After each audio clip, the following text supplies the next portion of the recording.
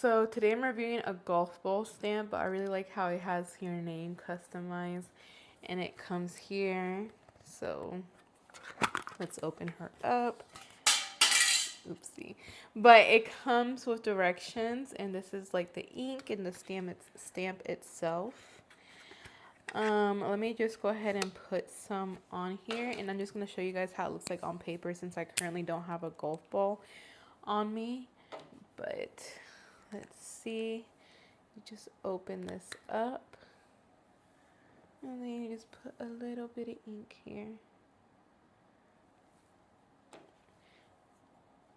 And then just basically, where's my paper? Here it is. Here's the paper. And it's going to take time to stamp good. Okay, I finally placed the ink pretty good here. So I'm going to show you guys how it looks. And there you go. It looks really nice.